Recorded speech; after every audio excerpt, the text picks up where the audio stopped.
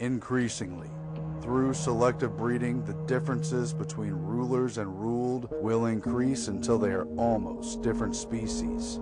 That's what mathematician Bertrand Russell said, capturing the predatory dominance behind the spirit of the eugenics movement. The vision was to transcend man. What nature does slowly, humans could do swiftly through genetics.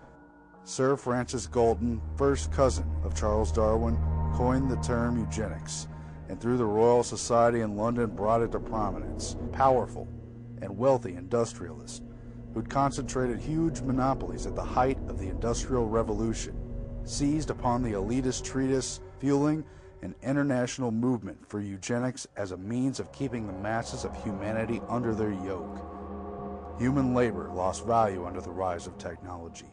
Life had become cheap, as an emerging scientific dictatorship made man a mere cog in a vast machine. Eugenics became more than just a policy to guide reproduction wisely. It evolved into many branches of control under state power. From eugenic sterilization laws in the United States and Britain, to the extermination policies of the Nazis and other dictators, to controls on the use of resources, carbon taxes, and the number of children families can have, the New World Order emerged from the shadows, and the state religion of population control became an all-out war against the individual and family. Good evening, I'm Aaron Dykes, and this is another InfoWars special report. Tonight we're going to go in depth and look into the eugenics movement and what it means for our modern society and how we came to be mere pets in this system which seeks total control under the New World Order. What is eugenics? It's an elitist philosophy for a transhuman man which leaves behind the husk of the underclass. It's a way to wipe out the regular man and devalue human labor. We've reduced ourselves to being nothing more than inventory in a complex system under this nation and under this global treaty. There really is population control in the literal sense going on this planet, and we're tagged, traced, and numbered. Everyone knows about the complications, the risks, and the horrifying nightmares produced by RFID, tracking technology. What will happen if we have a chip under us? Facial scans, iris scans, recognition. Where did that all come about? To find out, we have to go back to the roots of the modern eugenics system. Back in 1883, when Sir Francis Galton, cousin of Charles Darwin, coined eugenics and made it a movement that would transform our modern society, especially in the Western world. Francis Galton developed the first system of biometrics, including fingerprints for criminal identification. He also developed supposed theories for racial hygiene, for improvement, for supposed positive eugenics, where the elites could breed and expect to increase their fold. Instead, his family, the Huxleys and the others who bred with him, disintegrated into halfway intelligent and halfway just disturbed human beings with lots of problems. But the system he set up emerged not only in the UK, where he was part of the Royal Society of London, but also in the US at the Eugenics Record Office at Cold Springs Harbor Laboratory on the East Coast, where in the early 1900s, some of the most wealthy industrialists, including the Carnegie family, the Harrimans, and the Rockefellers, set up a centralized records office where they sent field workers out to talk to ordinary people to collect data, height, sex, history, number of people in the family, bloodlines, racial information, and centralize it all, hair samples, try to analyze it and try to figure out who was worth sterilizing and leaving behind in this world and who was worth breeding to increase the numbers of supposedly good humans. The use of IBM-developed Hollerith punch cards started being used in 1890 for the first U.S. census using modern scientific technology. This punch card allowed them to classify all these vital statistics and use the data to selectively analyze the population they were trying to control. That technology was further used by the eugenicist clique at Cold Springs Harbor for what was known as the Jamaican race mixing study, where in 1927 they studied the supposed benefits, risks, and tendencies of race mixing between, generally speaking, Negro and white populations and the so-called mulatto populations, all in Jamaica. That technology soon transferred over to Nazi Germany. These eugenic sterilization laws were not unique to Nazi Germany, though. The United States had these laws in more than 27 U.S. states, I believe 33 all told, set up starting in the early 1920s, but they didn't end until the late 70s and even early 80s, all disgracefully targeting the autonomy of the family and the individual, challenging the right to reproduce, and trying to bring in this eugenics world society. For a little more perspective on how bureaucracy became so tyrannical, let's look at the quote from Carroll Quigley, historian for the elite and author of Tragedy and Hope. He said that the modern man, the 20th century supposedly democratic man, will, in general, have his freedom and choice controlled within very narrow alternatives by the fact that he will be numbered from birth and followed as a number through his educational training, through his required military and other public service, through his tax contributions, through his health and medical requirements, and his final retirement and death benefits. Carroll Quigley warned us, or was simply observing, that we are a number from birth to death under this eugenics New World Order system, which is a centralized control system using the modern industrial technology. How did this become so dangerous? Well, it was the elites, including those who were already dominant and those who became dominant at the height of the Industrial Revolution, who established these super monopolies, which we know, the Rockefeller oil monopoly, the Carnegie steel monopoly, and the Harriman railroad monopoly, very emblematic of that. They paired up with the rising collectivist models, not only socialism and communism, but fascism, Nazism, which is National Socialism, and also the kind of New Deal set up under the FDR system and other similar systems. We continue in one version or another of that system today. We have our Social Security numbers and all the other things just mentioned by Carroll Quigley. So we have baby's blood and databases. We have the Human Genome Project, which tries to analyze our racial data and draw conclusions and supposedly provide a more promising future. But what else are they using that for? And why does this collective model become so psychopathic? Let's look at a naked statement from George Bernard Shaw, a leading Fabian socialist who led the promise of socialism, which may sound like a good idea, they're going to take care of you, but look at that logo behind him. That's a wolf in sheep's clothing. He wasn't talking about a friendly socialism. He was talking about how under socialism, you would not be allowed to be poor. You would be forcibly fed, clothed, lodged, taught, and employed whether you liked it or not. But if it were discovered that you had not the character and industry enough to be worth all this trouble, you might be possibly executed in a kindly manner. But whilst you were permitted to live, you would have to live well. But however you lived, you would be a cog of the state, servile to this centralized system. Now, today we have the post-World War II United Nations system, which itself has branches. UNESCO, the branch for education, science, and culture, headed by eugenicist Julian Huxley, who's from that original eugenics family, which included the Darwins, the Galtons, and T.H. Huxley, who was the elder grandfather of the author, Aldous Huxley, and Julian Huxley, the first head of UNESCO, also a transhumanist. You also have the United Nations Population Fund, which makes gross characterizations and recommendations, especially in developing and third world countries. You also have mechanisms like the World Bank and the IMF, now in the present day, using loan availability to supposedly improve and develop these countries as a condition to meet population reduction goals. Yes, there are population reduction goals, and the deep secret is that there's a global population database apparatus in use, not necessarily centralized in one location or another, but continued through the philosophy of these eugenicists and the collectivists, used today in our bureaucratic systems, but also used to analyze our supposed racial data and our supposed worth as human beings. We're looking now at a chart of the top foundations who were giving to population control causes in the year 2000. You can see that in the case of the Bill and Melinda Gates Foundation, hundreds of millions of dollars a year are going to causes including, but certainly not limited to, abortion.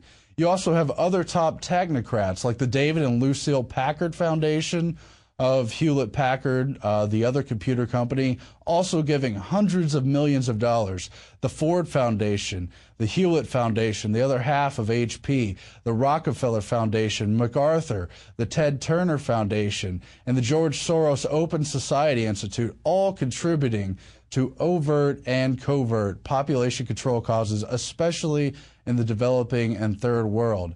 Now let's take an even closer look at the Rockefeller Foundation, a prime example in the modern-day eugenics movements. They were, of course, very powerful industrial family, of course allied with even bigger families like the Rothschilds. And they learned that their oil empire was hated, especially in America, in the early parts of the 20th century. They were funding the birth control movement headed by Margaret Sanger. They were also funding the Nazi Germany Kaiser Wilhelm Institute, which was a huge vehicle for the entire Western European eugenics movement. They were further funding social engineering through many of the universities, including Caltech University in California, where they sought to use the early eugenetics, even before they discovered the full potential and exact mechanism of DNA, at least officially. And they were using some of the most famous scientists in the world to pursue research and development towards the biochemical engineering of man, to remake him into a compliant and willing servant of the state. They were literally using the emerging genetics and DNA information, what they knew about breeding in the genome, to produce the sort of citizens they wanted in what was already becoming the post-industrial world. You see, after the rise of machinery and centralized technology, the modern state, human labor lost its premium. It wasn't worth as much. And you look at where we are today in the 21st century with everything robots and nanotechnology and the sort of Ray Kurzweil vision of the future promises, and you can see that human beings as we know them, especially the masses, are not considered to be worth any more than the papers on this desk. They're just scenery, something to be kept if a good socialist government wants to keep after them, or to be just ruthlessly exterminated under this eugenic system. So the Rockefellers have been part of that, and even after the war, they used the environmentalism vehicles, the carbon tax vehicles, and especially the vaccines and genetically modified food vehicles to target humanity from the perspective of his biosphere and from the perspective of within his and her own body. It's disgusting, ladies and gentlemen, but we could see that this global apparatus, which is tracking the population and seeking to control it, has been all over the world in an organized manner. So right now we're going to go to a clip showing you how the family planning vehicle, which sounds quite innocuous, contraception, kind of somewhat reasonable choices in reproduction, became a vehicle of tyranny. Let's go to that clip. And since the war, industrialists have been taking a deep interest in fertility control. As a part of industry-sponsored programs, health and welfare specialists go to workers' homes. Gradually, these programs break down shyness until at neighborhood meetings, birth control instruction begins. The government discusses it openly in magazines, newspapers, and films. Aided by interested industrialists, by a wise government, and by their own educated choices, they are deciding to keep families small. This is one of the few rural-based family planning programs in the state of Madras. Using posters and other aids, Padma describes the problem in personal terms. Family planning may be the key to solving India's food problem. Fewer children mean more money, which means more food, better clothes, and education, even more love. China is now conducting an intensive family planning campaign. Parents should have only 2 children, with a recommended spacing of 4 years. propaganda work is necessary to counteract the pressures from grandparents to have more children. In China, family planning is not only a personal matter, but a national concern. Messages are broadcast over radio and the ever-present loudspeaker.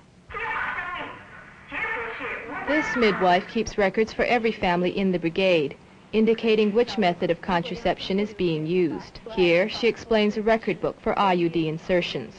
Barefoot Dr. Xiao Shu delivers a once-a-month birth control pill that is being tested on her commune near Shanghai. The factory's barefoot doctors keep track of the women's menstrual cycles and deliver birth control pills at the proper time.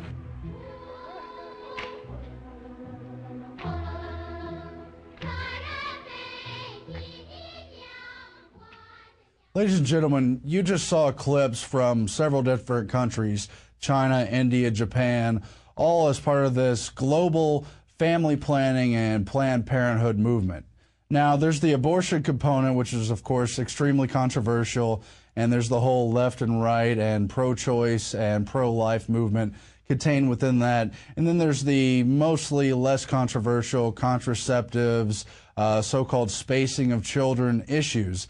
None of that is the direct issue. The real issue is that these industrialists have taken the official overt United Nations UNESCO vehicle and inputted their personal agenda into it. You see, the Rockefellers had the Population Council started in the mid-50s by John D. Rockefeller III, brother to David Rockefeller and Nelson Rockefeller, the former vice president.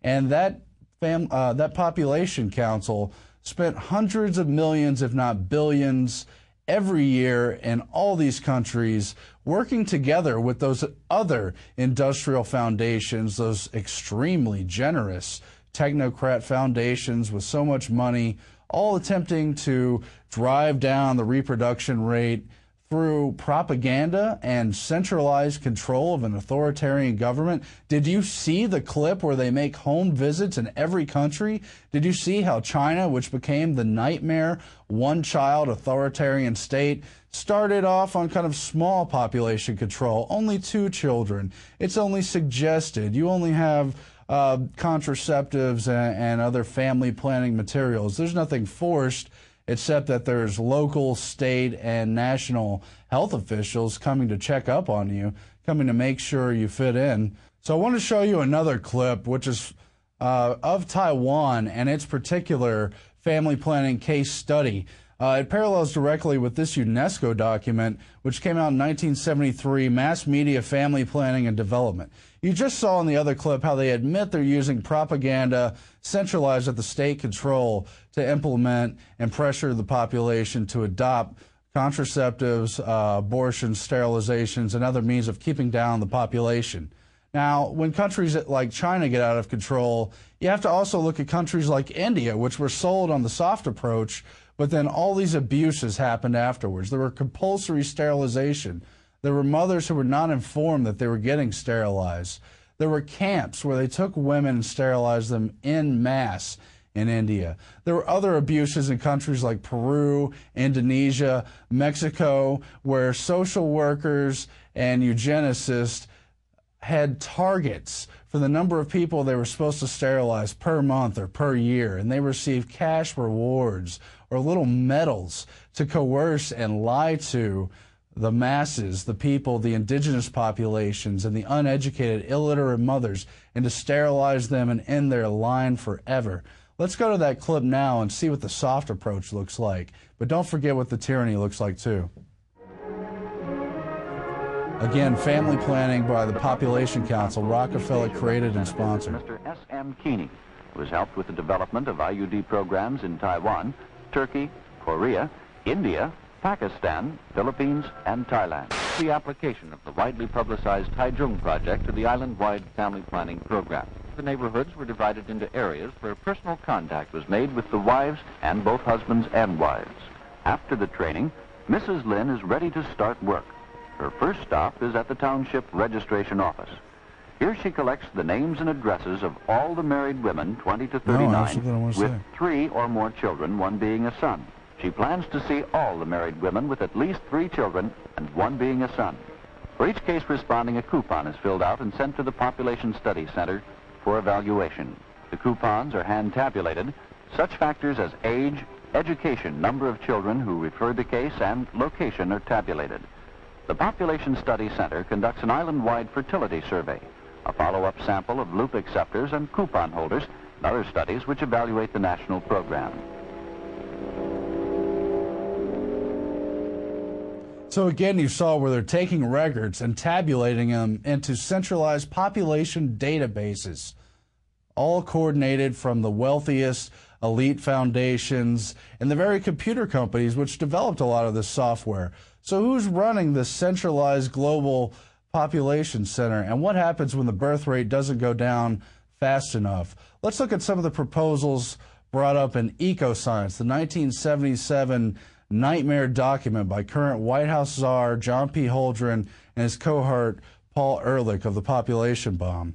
He spoke about how the law regulates that other highly personal matters, for example, having more than one spouse at a time, isn't allowed.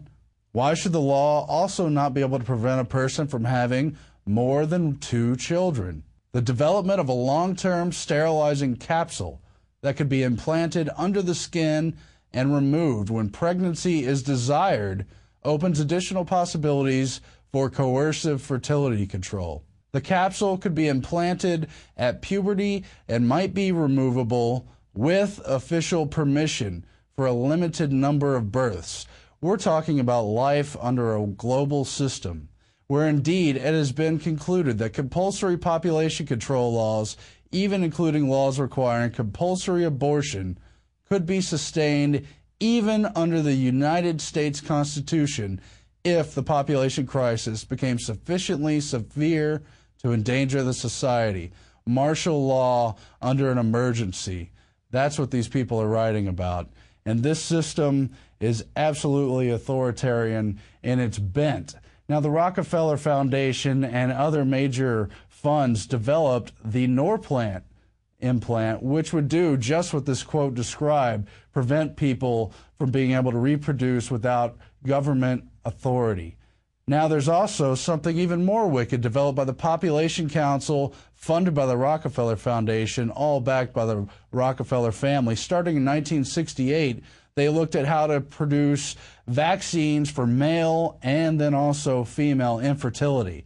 Then by 1988, they had direct proposals they were funding, including the study of a sperm immobilizing factor found in human serum, research on human anti-sperm antibodies, and the development of an anti-fertility vaccine. They also funded research on a potential contraceptive vaccine based on beta HCG synthesized in bacteria. And then by 1997, they had a working model. I've got it right here: fertility regulating and immunotherapeutic vaccines reaching human stage trials.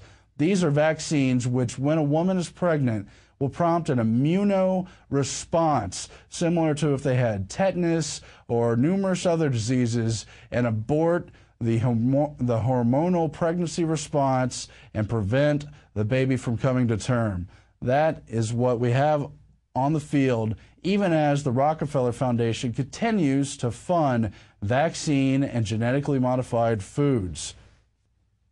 Eugenics has been a long way through the overt eugenics movements of the earlier part of the 20th century, whereas in the post part, the after World War II phase was far more covert. And you can see already where they're using vaccines, food, sterilants, and water, and other bizarre proposals to begin to literally control the population, as well as holding it hostage to supposed environmental factors. Then there's where eugenics gets into foreign policy. Starting under the LBJ administration, Skull and Bones and Bush brother under the skin, William Draper, began advising LBJ on the need for the USAID agency, which could provide birth control in the third world for overpopulated countries.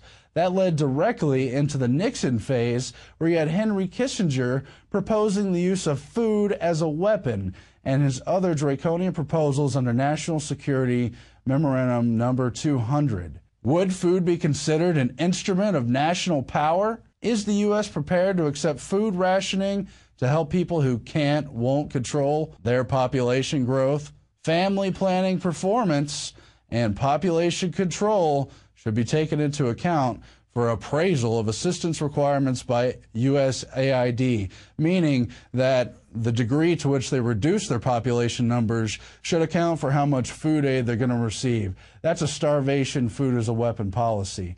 It's absolutely disgusting, but unfortunately, it's nothing new. It's something Bertrand Russell, the English mathematician and supposed genius, came up with back in the earlier part of the 20th century when he proposed what amounts to an international food authority to, quote, deal with this problem of increasing population and decreasing food supplies, the old Malthusian formula, and saying it will be necessary to find ways of preventing an increase in world population. If this is to be done other than by wars, pestilence, and famines, it will demand a powerful international authority. This authority should deal out the world's food to the various nations in proportion to their population. If any nation subsequently increases its population, it should not on that account receive any more food, blackmailed by starvation for overpopulation. Therefore, the motive for not increasing population would be very compelling. That's from 1953, The Impact of Science on Society. But those exact same proposals, or very similar proposals, came out in 1977, again, in Ecoscience, written by Holdren and Ehrlich. They said perhaps those agencies, combined with the United Nations and UNEP population agencies, might eventually be developed into a planetary regime of an international superagency for population, resources, and environment. Such a comprehensive planetary regime could control the development, administration, conservation, and distribution of all natural resources, including all food on the international market.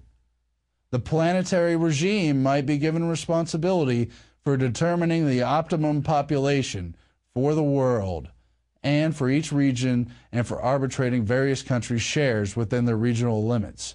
Again, they're going to create a global superstructure that will gather all the food and then ration it to the countries, holding it over the heads of those that are overpopulated and underdeveloped until they curb their own population to meet the given food rationing. That is absolute tyranny, but that is the kind of direction we're heading under the population control management system of this modern day eugenics system under the New World Order. Ladies and gentlemen, they have put fluoride in our water for almost the better part of 50, 60 years, maybe even longer in some areas. They have proposed putting lithium and other drugs in our water to mass medicate people against their will. They have created genetically modified crops, which experts like Jeffrey Smith say cause sterility in the third generation in lab rats. Now, what happens if they feed Africa or other parts of the developing world genetically modified crops against their will or without their knowledge or through an international food agency, and it doesn't even occur to them until 60 years down the line that everyone's sterilized from eating this food? It's outrageous. But the Gates Foundation and the Rockefeller Foundation are part of the very companies pushing for the new green revolution through genetically modified foods in Africa as we speak, and the exact same foundations are behind the global initiative to vaccinate everyone.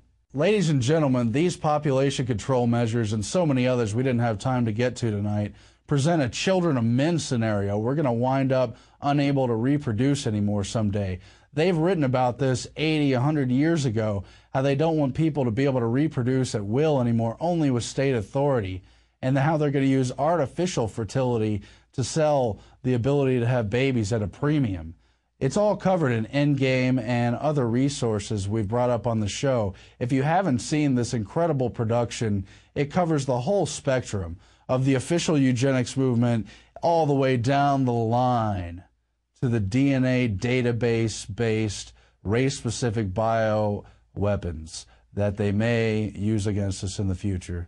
Ladies and gentlemen, these are the endgame times, and if we don't face the facts, we're going to see a winter, a demographic winter on life as we know it, the societies we've enjoyed. You've seen the Georgia Guidestones calling for humanity to be under 500 million. You've seen all the other elites calling for a population under 2 billion or under 1 billion. They want a mass extermination, and they are perfectly ready to get rid of the masses as we enter the next phase of the technological revolution, as the New World Order state attempts to take full power in the Republic, in our personal independence, and attack the family and individual. I'm Aaron Dykes. We'll be back with more special Infowars.com reports in the future. Thanks for joining us.